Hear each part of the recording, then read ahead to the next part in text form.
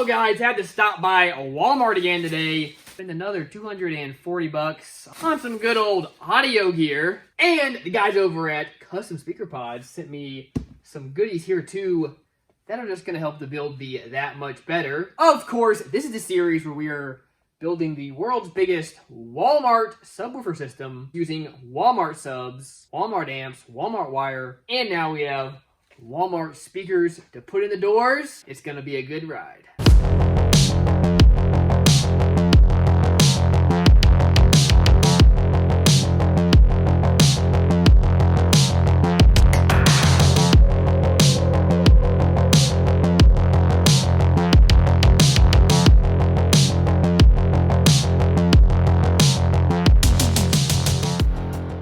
Ladies and gentlemen, time for another video. Thank you guys so much for checking in. The last two videos have actually done super well. Actually, the two best days I've ever had on YouTube have been the two last videos that I uploaded. So thank you guys so much. It means a whole lot. Of course, today, checking out the stuff from Custom Speaker Pods and the door speakers and amp from Walmart. Guys, we can't just have bass. We got to have some vocals and whatnot too, of course. Also, in the last video, of course, we got this thing playing. Did a little test sneak peek to see it going. We were able to float a napkin in the window, which is just awesome for our first test. Of course, guys, this thing is not sealed off yet over there, as you can see. And there's no front port. We're not sealed off up there either. Now, several people mentioned what they wanted to see was how loud is this thing as it sits right now, of course, without being sealed off and finished. And then we can compare that to how much louder it gets when this box is fully sealed off and we do have a proper port on this thing. So I think that's what we're gonna do. But first, let's go ahead and check out what we got going on over here. First off, we got two pairs of the good old Walmart special speakers over here. Of course, these are 6.5 inch speakers. It says 6.5 to 6.75, so hopefully they'll fit. Guess we'll find out. Now these things are 200 watts RMS max, 50 watts RMS, and that's per speaker. That's not for the pair. We needed to get another wire kit. This time we got a little smaller one. This is the 1200 watt one that they have. And then, of course, got the Jensen 4-channel over here. 1000 watts peak. But if we look down over here, it's really 80 watts per channel at 4 ohms. Real quick, of course, we got to give a big shout out to the supporters of the channel. First off, Big Jeff Audio hooking up this build with these batteries and the bass knob. And of course, there's a ton of other help as well. And second, of course, the sponsor of the channel, Alfred Audio. Quick word from them, then back to the video.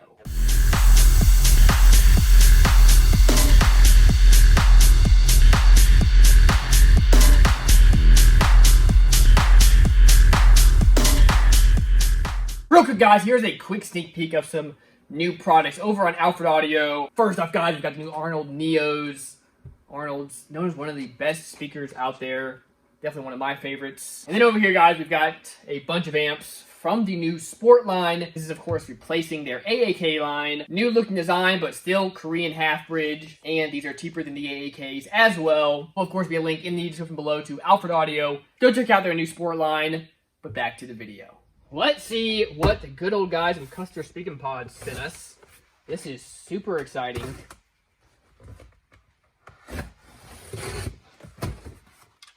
Oh man, look at this. Well, how cool is that? We got some cool connectors and some speaker wire. Okay, we got some pods for the A-pillars. Whoa, guys, they went above and beyond. We got the big pods for the A-pillars too. These are sweet. And we got the prized possessions over here. These, of course, are the custom pods that are going to go in the front doors. These fit in really beautifully. This is going to be perfect for this build. These are 6.5 inch pods, so hopefully they'll work with the speakers. And then they hooked us up for the back door as well. Got some more 6.5 inch pods. Wow, guys. Now I got to give a huge shout out to Custom Speaker Pods for sending me these awesome pods. This is going to be a super simple and easy way to kind of take this build to the next level. Should you want to grab some of these awesome pods or anything else from CustomSpeakerPods.com and you want to get some big savings, use my code PTB. That will get you 10% off over there at Custom Speaker Pods. Now, the first thing I gotta do is get these door panels off. These door panels are a little bit worse for wear, but they're gonna get the job done for this build, and they're gonna look way, way better with some of the Custom Speaker Pod panels right in here, so let's get to it.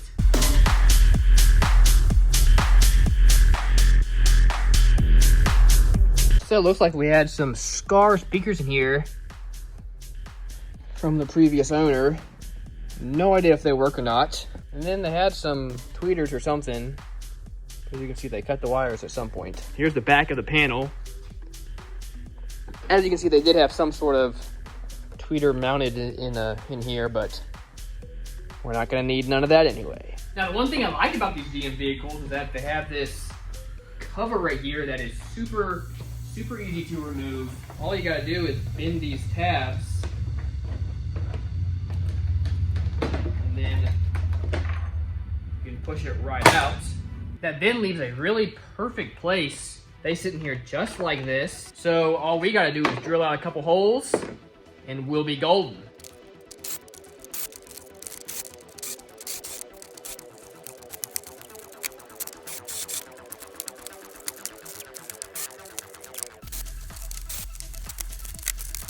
These are definitely my favorite pods that Custom Speaker Pod makes. Just because for these GM vehicles, guys, they fit in here beautifully. Looks so good. Okay, let's test fit the good old Walmart speakers over here. Okay, that guy definitely fits in and there's plenty of room. This guy fits as well, but it's definitely sitting, the motor is sitting on this, so we're gonna have to cut out some of that. Once you get your speaker pod mounted, they then send you a bag of these fellas. You just slide them on like this. You want to do it with the part that is sticking up. That'll be facing up. You just take that, slide it on there real good. Let's get this Scar speaker out of here. Let's see what they were running. With the FSX 6.5 Pro audio speaker. Nice. For the speakers, we're going to be using this auto drive wire, of course, straight from Walmart, 16 gauge. Now we're going to bypass the factory wiring. We're going to be running wire to the doors, straight all the way back. They're going to be running directly to this 4-channel Jensen amp. I've had the worst time trying to get this wire through this guy. Ended up being I had to unhook all these wires, pull them through here. I still couldn't get this wire to go through, so now I've stuck my little fella over here through this way. Got this taped up. Now hopefully I can just pull this back through. Let's see.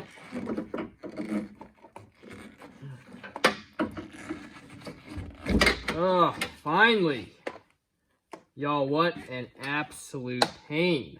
So now I can stick this wire through here.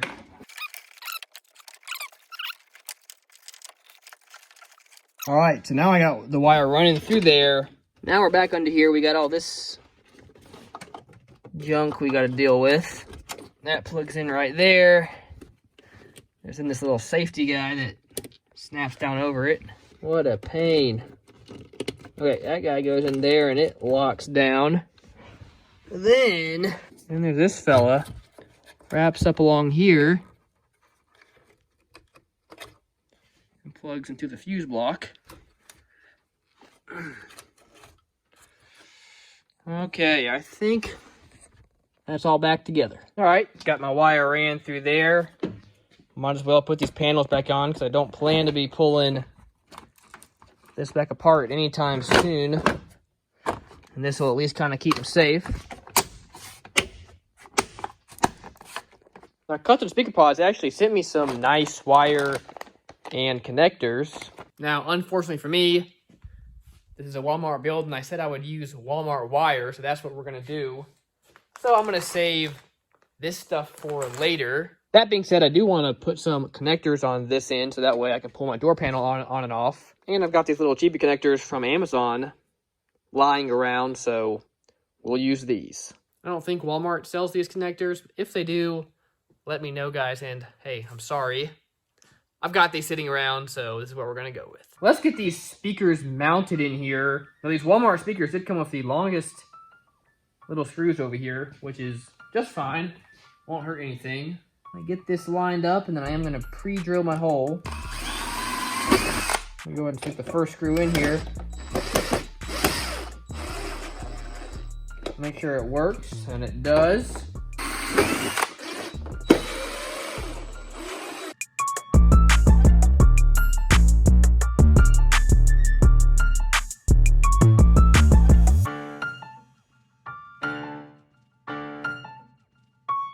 All right, this door is wired up, ready to go back in the car.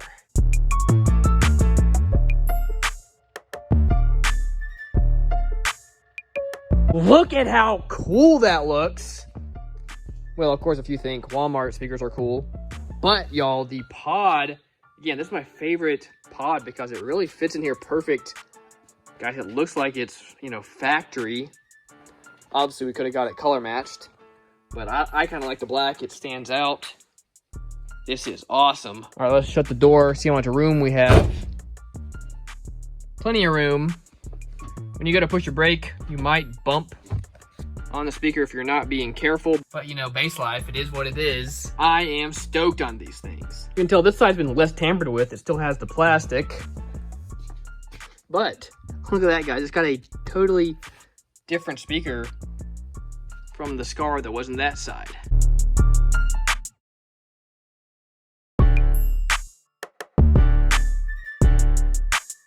The second go around is always way easier, goes way faster. That being said, this door was still a pain. Just getting the wires through here. You gotta just pull everything apart. But hey, got the wire ran, got my connector on it, so we can throw this passenger door in.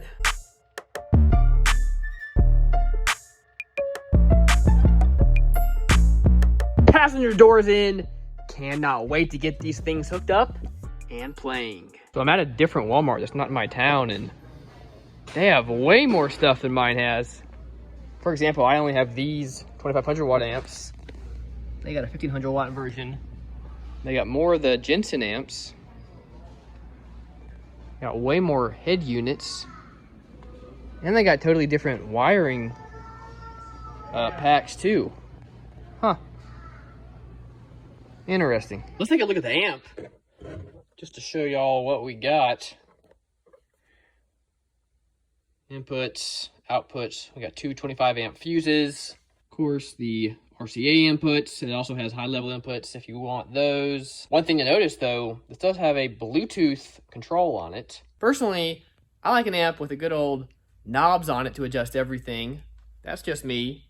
With this guy, you can't even adjust the gain without having some sort of Bluetooth app on your phone. I get we're in the 21st century. You know, there is a lot of car audio stuff that needs to move into the 21st century.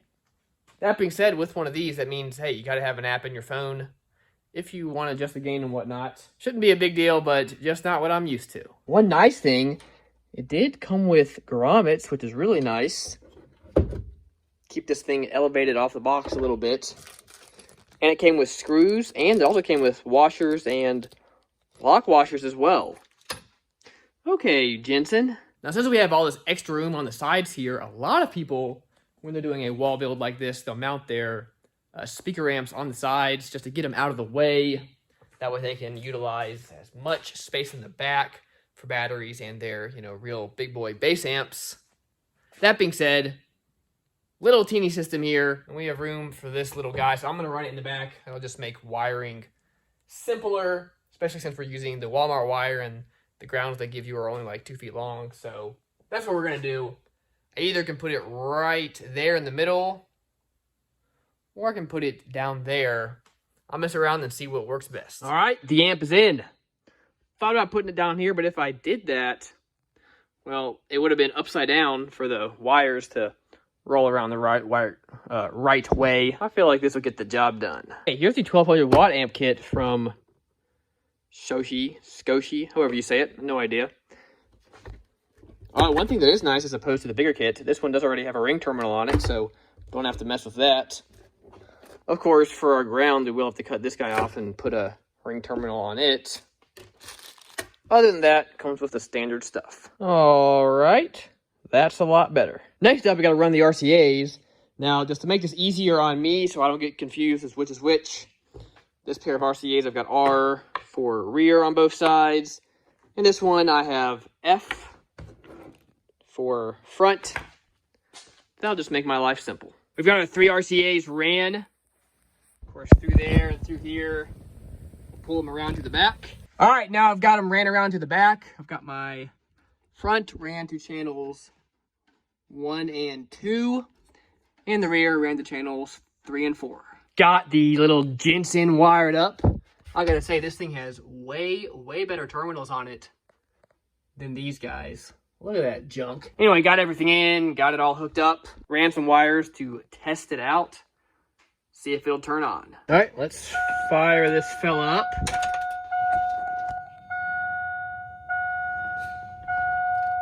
Got everything on. You can see there's lights in there. Kind of cool. Okay, we can come over to here to my app. Okay, so we can turn light off and there's nothing. We can turn light on. There it is. We've then got EQ settings. We can do for channel 1, 2, and channel 3 and 4. That's kind of nice. We've got our crossover settings. 1, 2, or channel 5. I don't know what the heck that means. There is no channel 5 on this thing.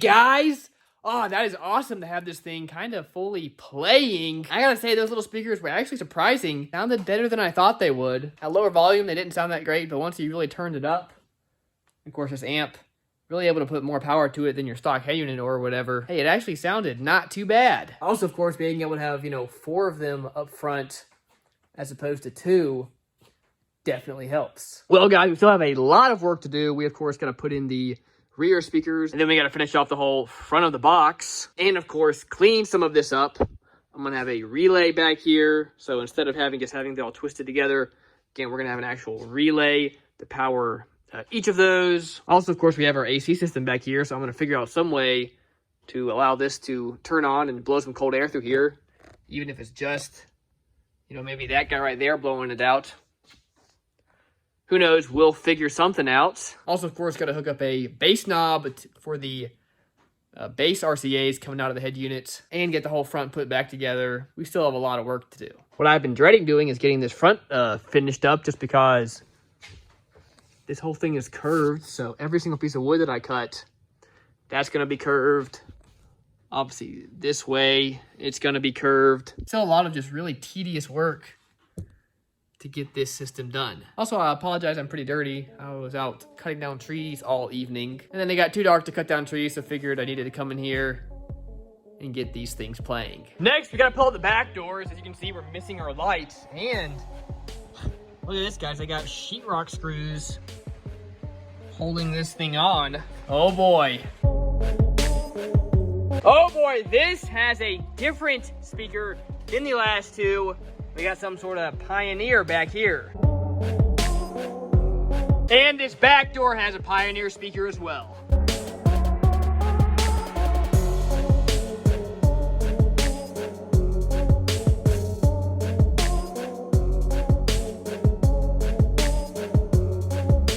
Well, I only bought 2 pairs of these speakers, so I went back to Walmart to grab the 3rd pair to put in these doors. And unfortunately, they were sold out. And it's Friday, I gotta have a video up by Sunday, so probably not gonna get this quite wrapped up. Kind of bummed out. I was hoping to get this, all said and done before then. But oh well, it is what it is. We're gonna find out how loud this system is. Of course, Scott, without this thing being sealed off yet. No front port. We're just gonna go for it. Of course, on the windshield, we're not doing it down in the kick this time. We're gonna do it up there. That'll just give, and then when we do it again, when we get it done, we'll do it up there again just for some consistency. Obviously, there's probably other places we could place it to get a little bit better score.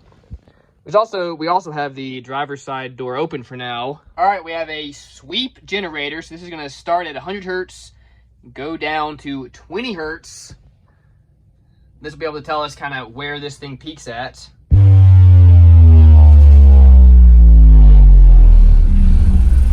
Okay, 127, but let's see where we got the peak. Okay, that was at 38 hertz. Okay, let's try it with the passenger door closed. See what that does.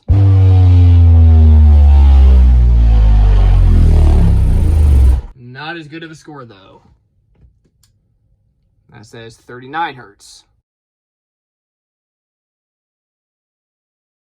All right, let's start with 35 hertz.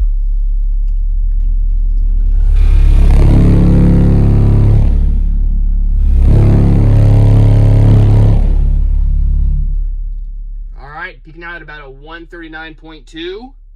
All right, let's try 40 hertz.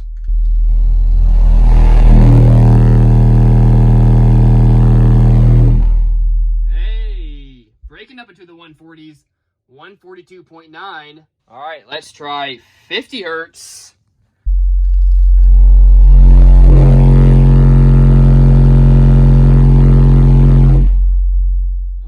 We got a 143, and God, my mirror just dropped down while we did that. Let's try 48 hertz just for the heck of it.